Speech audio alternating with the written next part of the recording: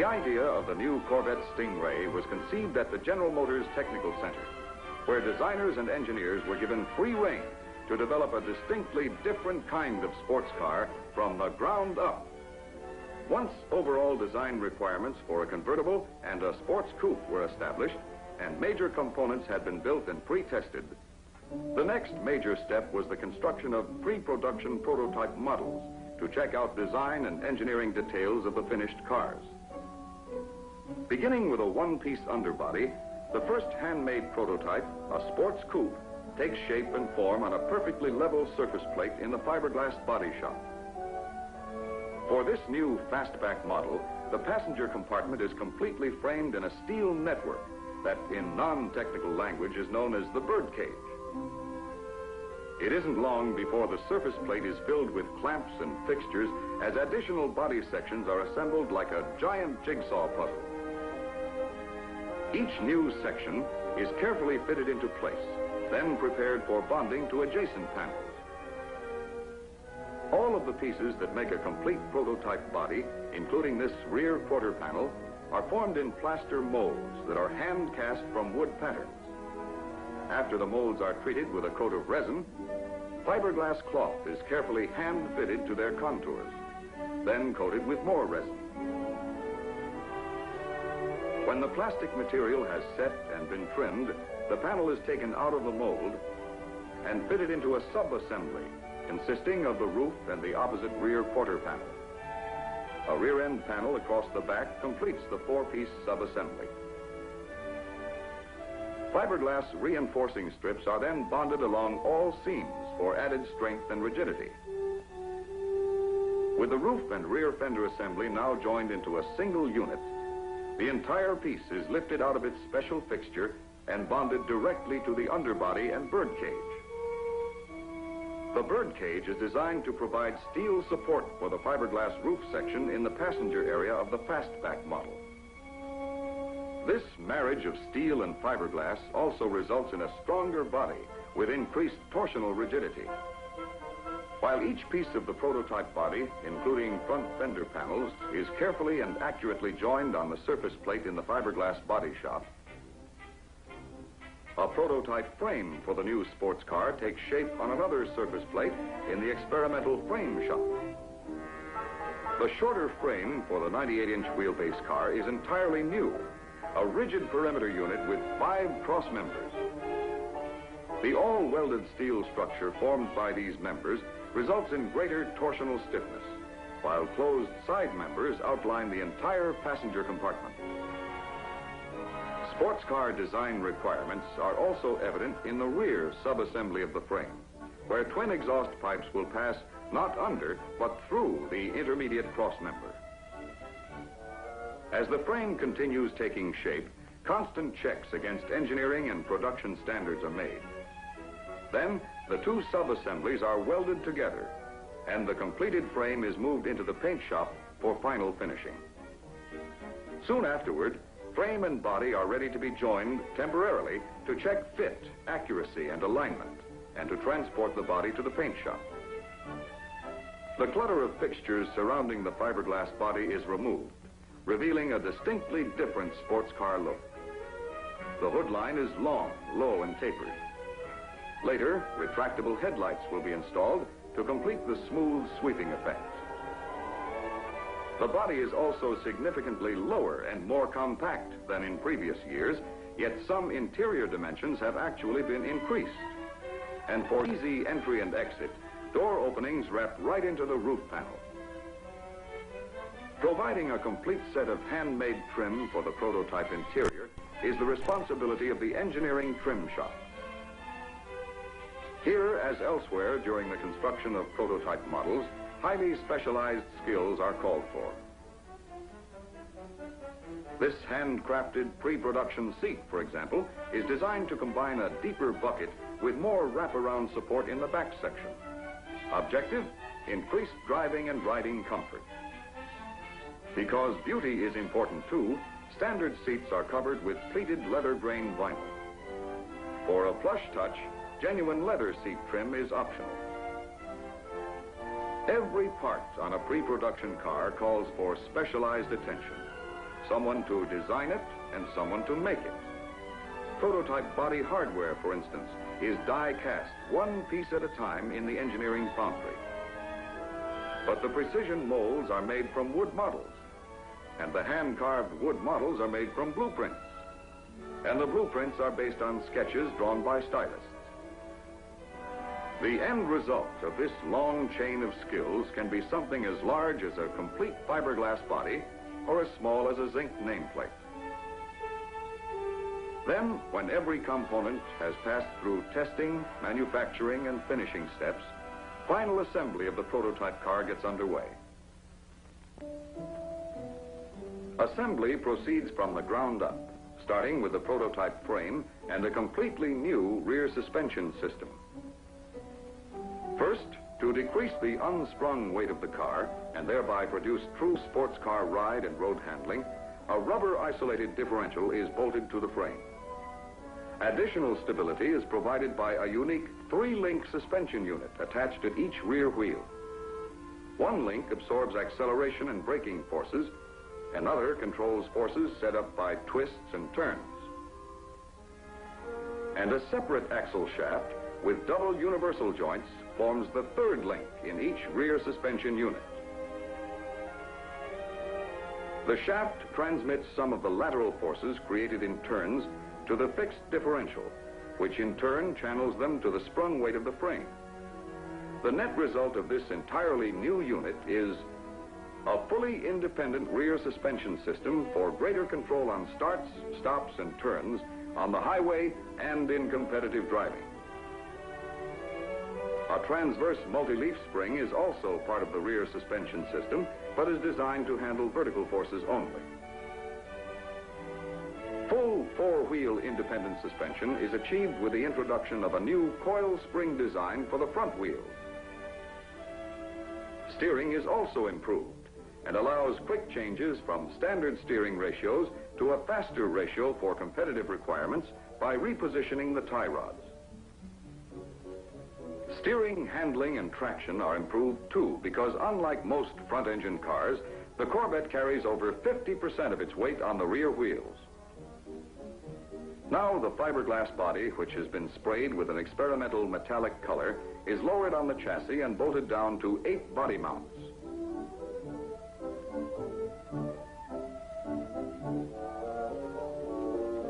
Alignment of the wrap-over doors is checked. The ends of the transverse multi-leaf spring are bolted in place. And the final assembly of the interior and exterior of the car now becomes a matter of nuts and bolts, plus several hundred other parts. Each has its own production number, which has been carefully recorded in the parts catalog for the prototype car. Whether big or small, whether a production part or a handmade piece, every component has been requisitioned and is on hand when required. With the prototype rapidly reaching its completion and evaluation date, skilled assemblers work round the clock to meet predetermined build schedules. Soon, the prototype interior is completed, down to the very last screw and washer. Rapid progress is also made in the outside appearance of the car, which takes on a distinctive look and personality all its own. Electrically rotated headlights, for example, are a key design feature of the prototype. The lights are operated from inside the car by 2 controls. One reveals and retracts the twin units. The other turns the lights on and off. With the lights in their concealed position, front-end styling has a smooth aerodynamic flow. At the rear of the car, the gas filler tube cover for the standard 20-gallon tank or optional 36-gallon tank is attached. Later, the distinctive Corvette emblem will add a styling highlight to the cover. Finally, the spare wheel is raised into a concealed well beneath the gasoline tank. A major checkpoint has now been reached. For the prototype sports car, after nearly 2 years of planning, designing, and pre-testing, and the individual efforts of hundreds of people, is a completed reality. It moves now to the test car garage, where final changes will be made in paint, parts and engineering specifications before final evaluation of a convertible and a sports coupe begins at the General Motors Proving Ground. Here, a group of Chevrolet research and development engineers and Zora Arkus-Duntov, staff engineer in charge of high-performance vehicles, are joined by two well-known Corvette drivers, Dr. Dick Thompson and Dave McDonald. Their purpose? To evaluate a Stingray convertible and a Stingray fastback. Two prototypes which reflect a full decade of sports car experience by stylists, engineers, research and testing personnel, production experts, and individual craftsmen of 100 different skills. Yes, it takes people with know-how, plus a nationwide network of manufacturing facilities to produce a distinctively different car. A car worthy of its sports car designation. Nothing illustrates all of this better than the sight and sound of the new Corvette itself. So watch and listen to this new and dramatic idea in sports car going.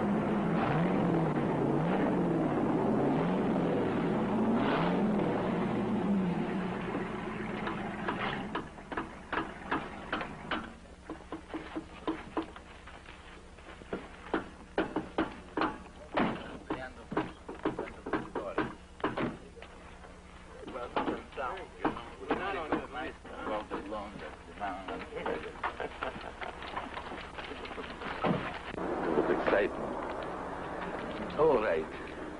Let's stop being excited. Tell me your general feel. It was a great improvement over the 62. Sure quite a car we got this time. You've had power for some time, but now you've got the other finer points to go with it. Dick, Tell me, what do you think about acceleration and traction? It was very difficult to actually spin the wheels starting off. I think this will be important not only to Dave and myself under racing conditions, but to the average public driving on the highway. The average person accelerating off, say in slippery weather even, or on dry pavement, will have the car much more under control. Dave, what do you think of inside of the car?